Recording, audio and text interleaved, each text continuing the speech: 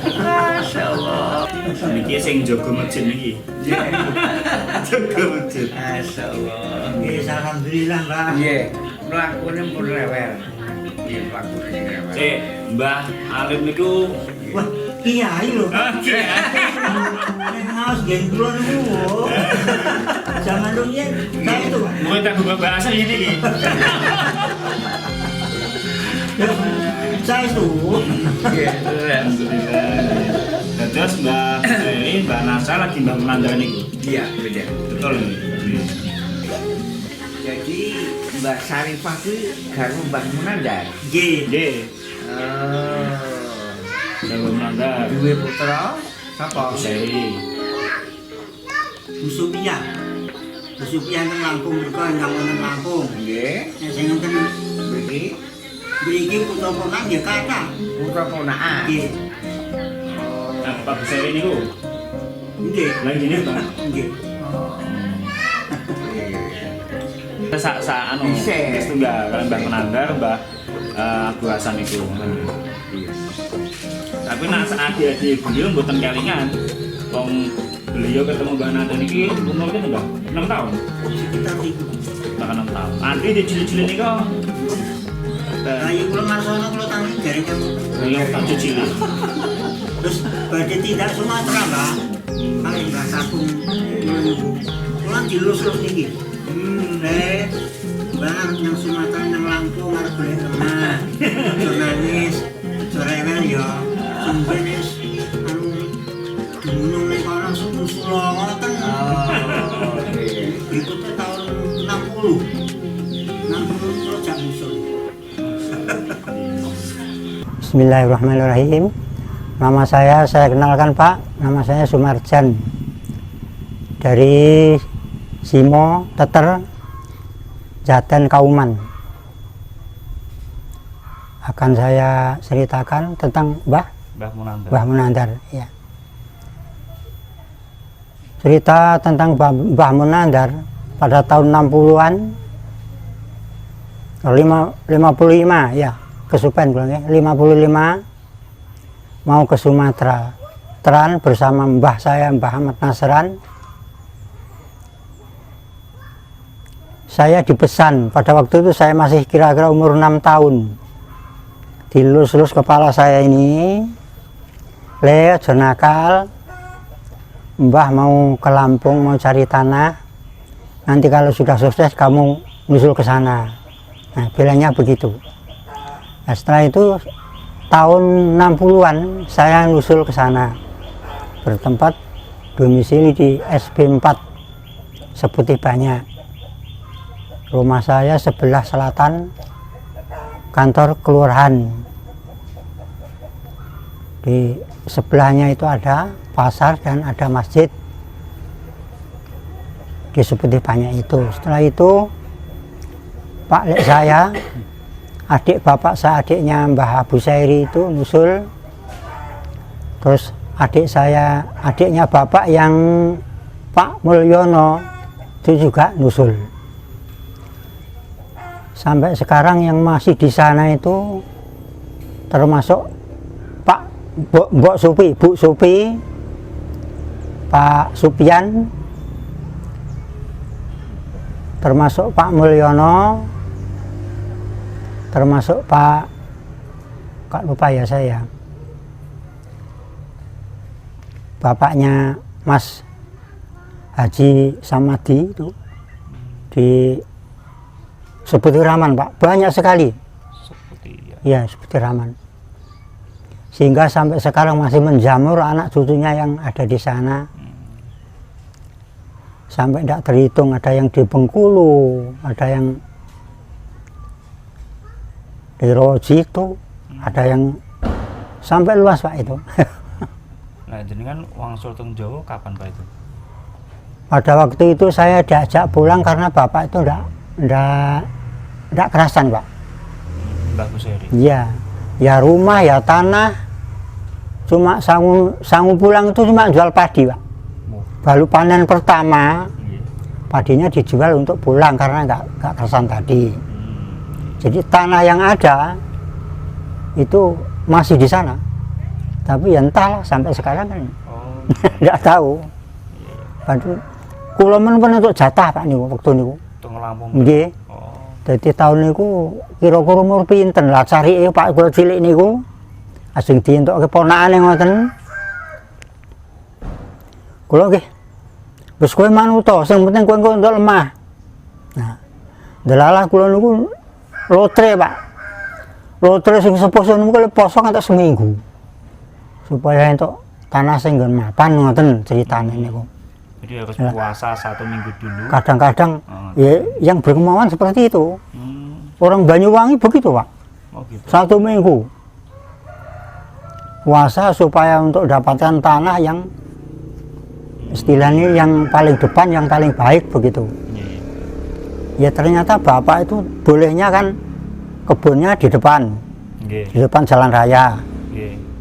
Terus Pak Sodikun banyak sekali Pak yang dari Banyuwangi itu sampai saya lupa namanya. Terus itu. pulang sampai Jawa tahun berarti tahun 62. 62 pulang karena ndak kersan tadi. Tanah ditinggal. Berarti lanjut sekolah di Jawa. Ya. Dan sampai nikah. Sampai nikah. Ya. Nah nikah itu ketemu Mbah Siti Gejukan. Nah, kebetulan nikah saya itu yang ya caranya rekreasinya ya. Kreasinya itu Mbah Siti Gejukan itu. Mbah Siti. Nah, Mbah Siti Suminah asmane. Niku dukun manten Bang nggih. Nggih. Piyambakipun ngendika, "Lho, kowe putune Manaseran, berarti jek putuku le ngaten." Mbah Siti niku. Oh ngaten, Mbah, nggih kula mau ngaten. Omah mung ndi Jaten. Kok engko nek serampung kok tak mampir. Pun sonten. Nggih. Ayo aku terno tak mampir nggonmu. Ngoten sampean rumiyin. Berarti Mbah Siti Gejukan nate teng Jaten. Nggih. Oh. Jane asring itu Pak. Oh, nganten Jaten sekitar kula. Pak Lek kula sederek kan. Kalih. Berarti rikala mantenan sing dandani Mbah Anu jenengan. Jenengan Mbah Anu. Mbah Siti, nggih. Oh, nggih. Mbah Siti niku. Tesih kemutan anu, Mbah Siti. Nggih tesih. Upama enten fotone fotone wonten. Nggih. Nah Mbah Kakonge dereng tepang. Dereng anu. Dereng tepang kula manten, dereng nate teng Gejukan. Oh, nggih. Nggih. Soalnya sing dukun manten Mbah Putri nggih. Nggih. Terus ingkang tindak mriku kan Pak Morosepo. Nggih. Undang rumiyin. Iya. Nggih. Sekian yang bisa saya ceritakan. Assalamualaikum warahmatullahi wabarakatuh. Bismillahirrahmanirrahim. Assalamualaikum warahmatullahi wabarakatuh. Saya Mu'alif atau Abu Naim, itu nama tua saya. Jadi mulai tahun 86 saya pindah nama tua, nama hijrah. Itu Abu Naim nama saya. Yang perlu saya sini sampaikan ialah bahwa saya ini termasuk cucu dari Mbah Muhammad Burhan almarhum. Ibu saya namanya Sumirah, ini putra Mbah Burhan yang kedua, sebab yang pertama ini Mbah Jalal Sayuti, yang terakhir tinggal di Ngawi. Ibu saya itu nomor 2. Kemudian yang nomor 3 itu Bulik Siti Suminah Gejukan, istrinya, suaminya namanya Bapak Toyib. Kemudian yang keempat Bapak Haji Muson di Ngerni. Kemudian yang akhirnya adik-adiknya ini meninggal sudah masih sejaka sudah meninggal. Itu keluarga daripada Bapak Mbah Muhammad Burhan yang sampai berumah tangga, anak cucu ada 4, ya ada 4 itu. Adapun Mbah Muhammad Burhan di Patan sini ini adalah pembuka pertama berkembangnya agama Islam di Patan. Sebelumnya sebab di Patan ini masih kondisi sangat jauh sekali, masih awam sekali dari Islam. Ya sudah ada Islam, Tapi Mbah Muhammad Burhan ini sebagai pembuka pertama untuk melangkahnya Islam ke depan. Adapun masalah perkembangan yang sangat menonjol di sini tentang apa? Tentang keberaniannya terhadap apa orang kafir Belanda yang pada waktu itu menjajah Indonesia sudah sekian lama tahun. Ini Mbah Muhammad Burhan waktu itu mendirikan apa Jumatan yang pertama itu penuh risiko yang sangat berat. Dalam arti waktu itu kan ada yang namanya kerja paksa dari Belanda. Tiap hari orang-orang masyarakat itu semua yang laki-laki disuruh kerja paksa oleh Belanda pada waktu itu menanam karet, ya karet pada waktu itu.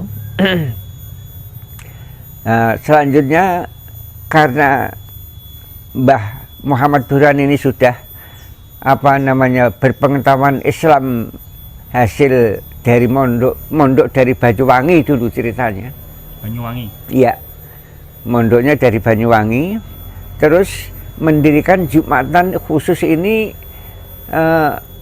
untuk minta izin kepada Belanda supaya khususnya hari Jumat ini dibebaskan dari kerja paksa, iya, untuk melaksanakan kewajiban Jumatan. Jadi waktu mendirikan Jumatan yang pertama ini ya penuh apa namanya risiko yang saya bilang apa. Terus Jumatannya ya bisa berjalan, orang-orang semua mengikuti, meninggalkan kerja paksa itu. Namun akhirnya Mbah Muhammad Burhan ini mau dihukum, ya mau dihukum karena mendirikan sholat Jumatan itu. Nah, pada waktu itu Mbah Muhammad Burhan ada sedikit ya saya bilang keanehan lah. Apa sebabnya? Dari sini suruh berjalan sampai Bangak sebab mobil belum bisa nyampe ke sini. Berjalan kaki sampai Bangak sana, yang bawa itu bakiak. Bakiak itu gamparan. Gamparan apa nih? Gamparan itu yang terbuat dari sandal tapi dari kayu. Itu namanya bakiak. Bahasa Arabnya bakiak. Iya. Nah, sampai di sana terus disiapkan truk untuk membawa Mbah Burhan itu, dibawa ke Boyolali mau dihukum. Nah, akhirnya suruh naik truk, ya naik.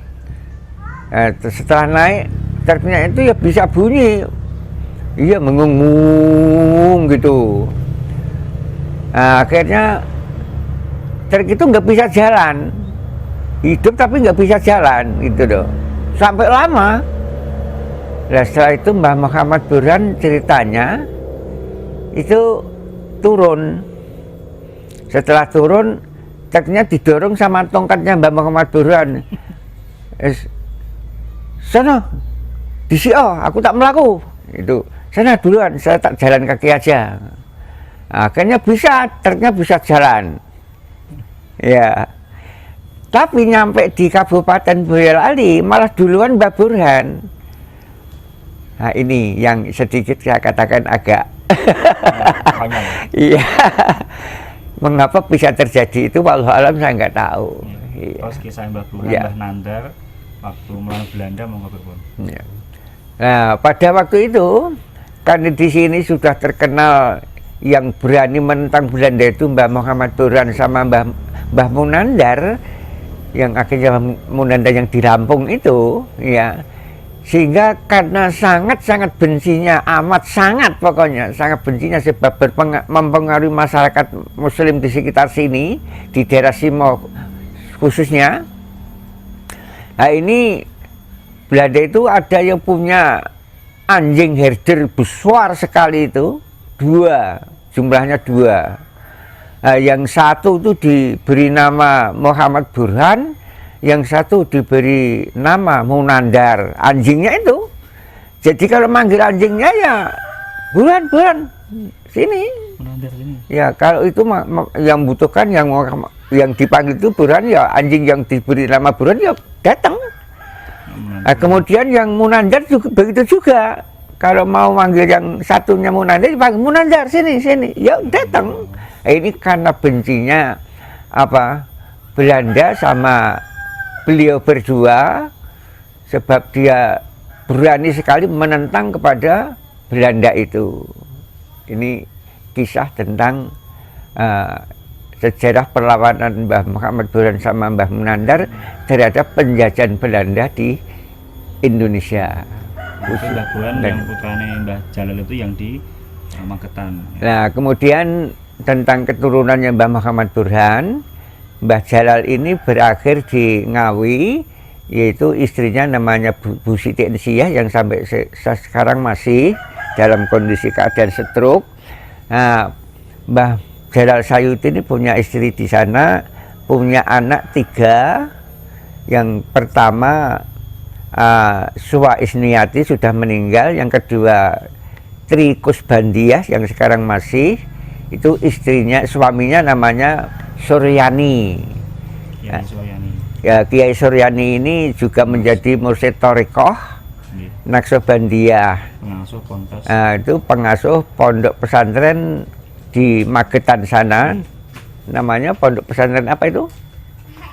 Aku dikit lupa namanya, lupa ya. Iya. Di sana besar sekali muridnya, ada 700-an atau berapa itu. Iya.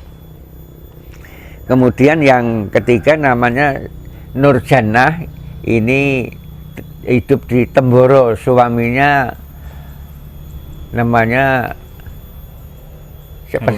Harun ya, namanya Harun ya. Namun kegiatannya ya masing-masing berbeda.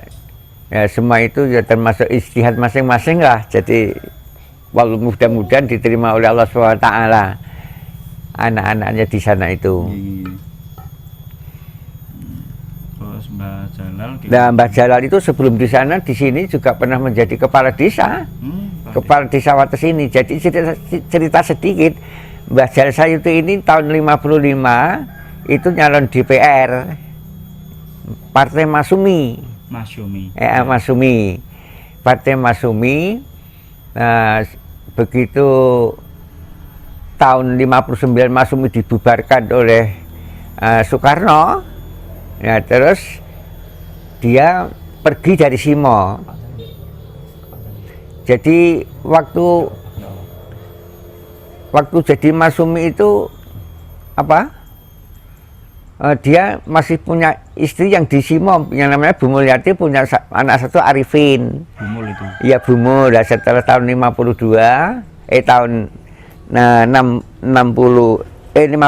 Masyumi bubar. Nah, akhirnya dia pergi dari Simo. Tahu-tahu tahun 60-an ya, tahun 60-an itu pulang, datang ke sini membawa istri baru yang namanya Bu Siti Ensiah. Dari Ngawi, Dangok Dunggalar Ngawi, ya. Nah itu akhirnya yang istri dari Ngawi itu jadi kepala desa di Wates ini. Sampai menjelang Gestapo, Pak Jalal Sayuti pergi lagi, sebab jadi lurah cuma 3,5 tahun. Jadi kepala desa hanya 3,5 tahun, kembali ke Dunggalar sana sampai meninggalnya. Itu sedikit cerita Mbah Muhammad Burhan tentang anaknya Jalal Sayuti. Tentang anak yang lain ini yang Bu Siti tadi sudah diceritakan di awal, bahwa Bu Siti juga itu punya profesi dakwah lewat rias temanten. Iya. Jadi di daerah Simo ya cuman itu satu-satunya rias temanten yang bisa berpidato.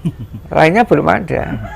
Ya, itu soalnya digemari dari tiap ada temanten itu Bu Siti sehari kadang 5 kali.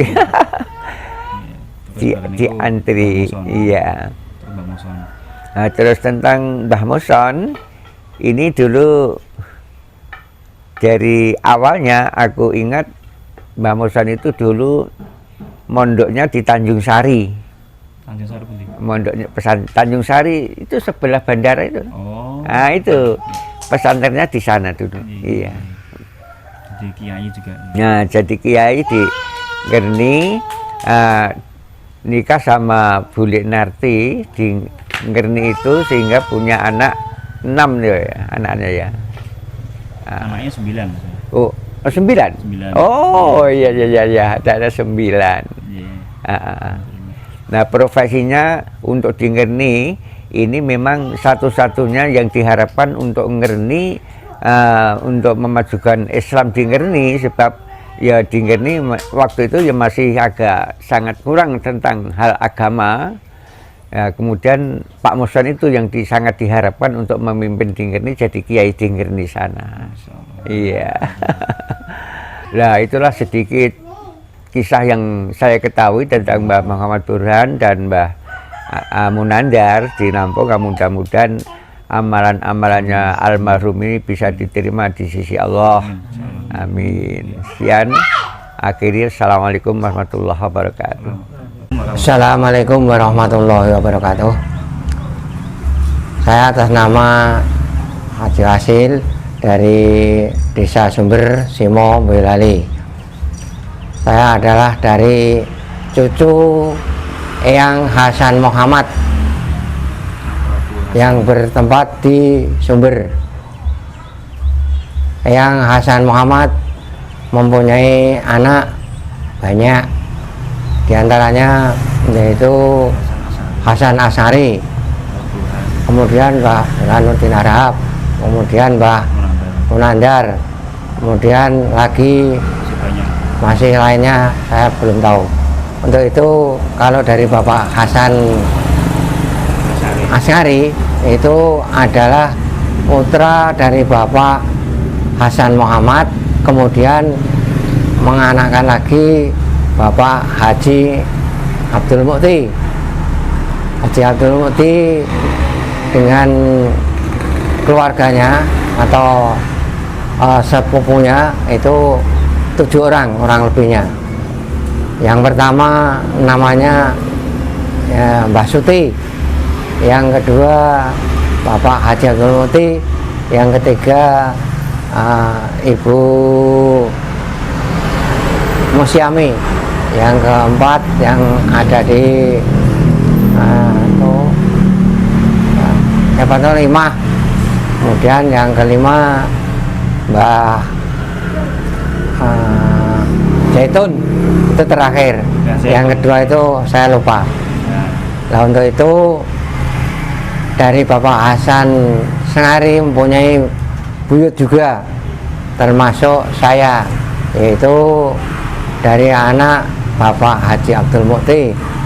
Yang pertama adalah Romlah, yang kedua yaitu Ahmad Jais, yang ketiga yaitu Muri atau Samsul Hadi, yang keempat yaitu Zainab, yang kelima namanya Hindun yang bertempat di Sumatera, yang kelanjutannya yaitu Husnuddin atau Damsiri. Husnuddin bapaknya Pak Harto. Ya, itu rumahnya di Tariwetan. Kemudian adiknya sudah meninggal, itu Tohirun. Kemudian adiknya lagi Umi Kalsum. Kemudian yang terakhir saya Haji Fasil. Nak ngeten Mbak, nak soal pribadi Mbah Hasan Asari, kiprahnya di Sumber sebagai apa? Dia itu apa? Terus nyai atau apa? Untuk Mbah Haji Hasan Asari itu ketika masih hidupnya itu termasuk sesepuh orang di situ, pelopor agama. Untuk pengembangan agama di situ sampai sekarang ini yang yang dikembangkan oleh anak cucu itu adalah dari ajaran dari Bapak Simbah Hasan Asy'ari. Alhamdulillah. Ya. Jadi kiai di situ Mbak. Ya. Kemudian menurunkan anak yaitu Pak Haji Abdul Mukti, itu juga sehingga disebutkan sebetulnya itu juga tidak daftar ke tidak apa-apa, tapi dia itu dikatakan wah Kiai Abdul Mukti, setiap orang taunya Kiai, nah tidak ya tidak. Iya. Ya Haji Abdul Mukti. Nah, kipai zaman Belanda tuh kan Mbak, Hasan Asy'ari ngoten niku. Pada waktu Hasan Asy'ari, waktu Belanda itu saya kurang jelas.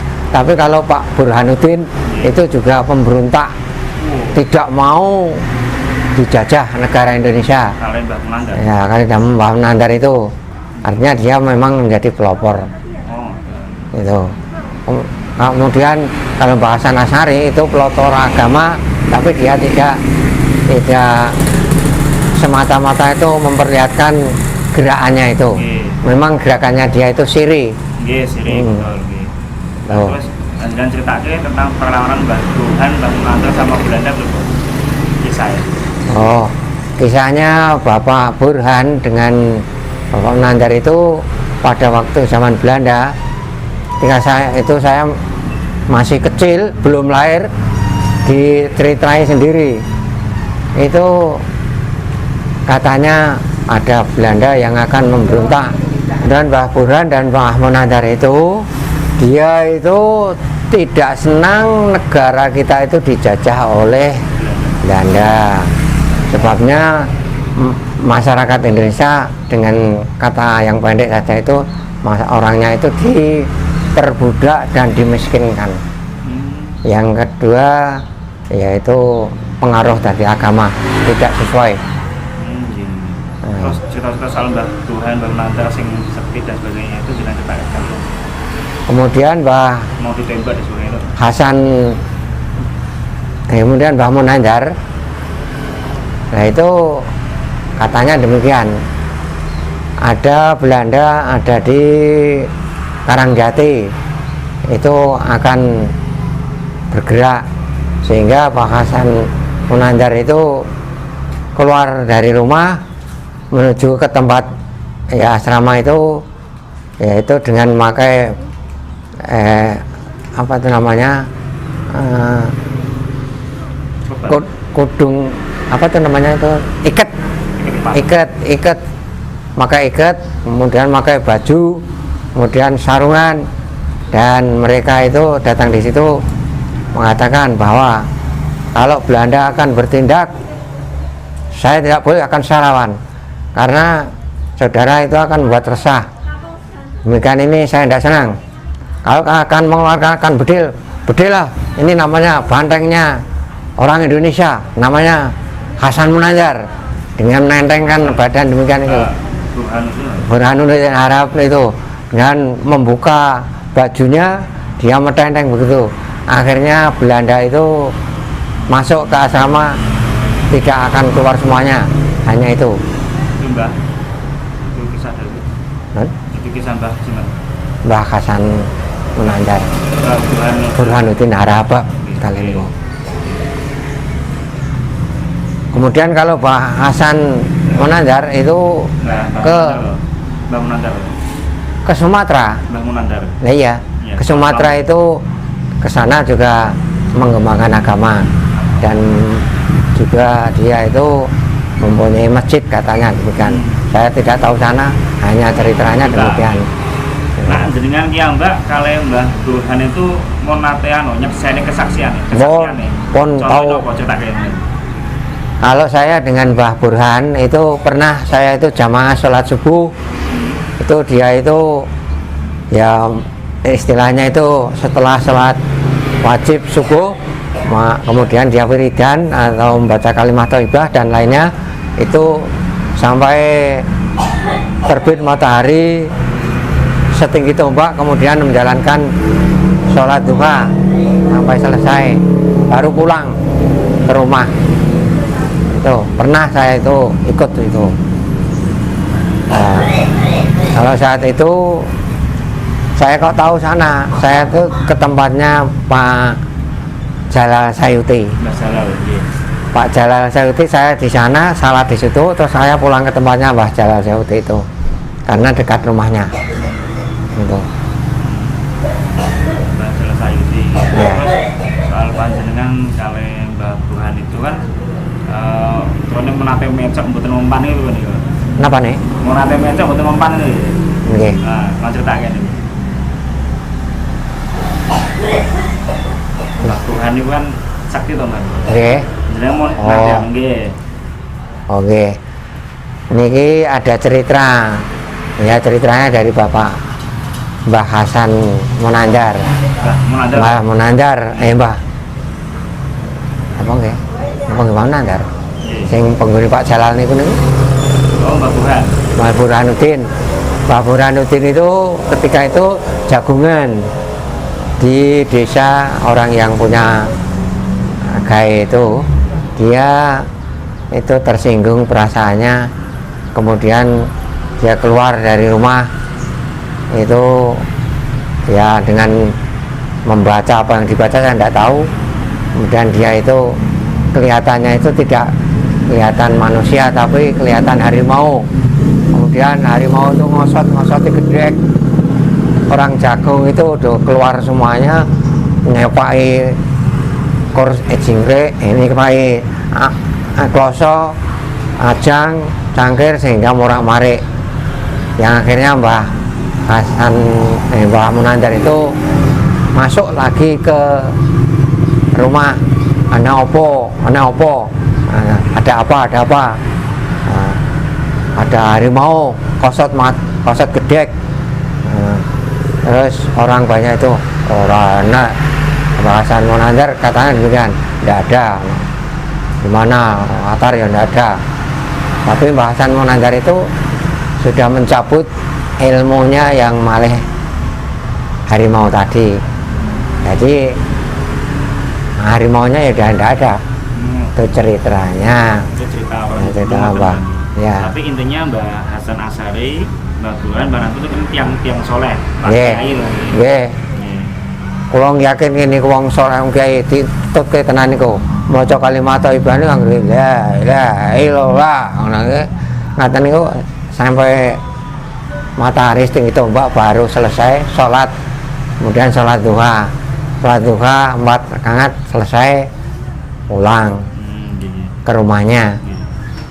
Berarti nak jenengan itu urutannya Wasil, putrane Mbah Dul Mukti, Ya. putrane Mbah Hasan Asy'ari, Nggih. putrane Mbah Abu Hasan, Abu Nggih. Hasan Muhammad itu. Nggih. Oh, ngoten nggih, alhamdulillah. Terima kasih. Ini cerita dari anak cucu Eyang Hasan Muhammad yang justru saat ini saya yang terakhir di sini untuk menceritakan dengan singkat. Apabila ada kekurangan atau kurang tepat dan kurang pasnya, saya sendiri karena ya anak yang terakhir, jadi saya minta Yang maaf maksudnya cuma jenengan, yang sebesar-besarnya. dengan yang masih hidup. Iya, saya sendiri yang masih hidup sekarang ini. Jadi tugas saya sudah tidak ada, adanya tinggal 2 di Sumatera, 1 di tempat saya 1 itu putri semuanya. Sumatera pun tiba. Si putih banyak, SB5, SB5 strip B. Itu aneh dan Ya, aneh sih itu. Kalau Ciputi banyak. anak yang di sini itu Kulyubi. Di Ciputi banyak. Ya, dari pulang sini jadi guru itu loh. Oh, Weekend rumahnya. weekend. Pak Ya. Kulyubi. Kulyubi. Oh, gini. Nah, Oke, akan terima kasih. demikian. Terima kasih apabila ada kurang lebihnya kami mohon maaf yang sebelah sana. Billahi taufiq wal hidayah, waridha wal kinayah. Nasrul minallahi wal fathul qarib. Wassalamualaikum warahmatullahi wabarakatuh.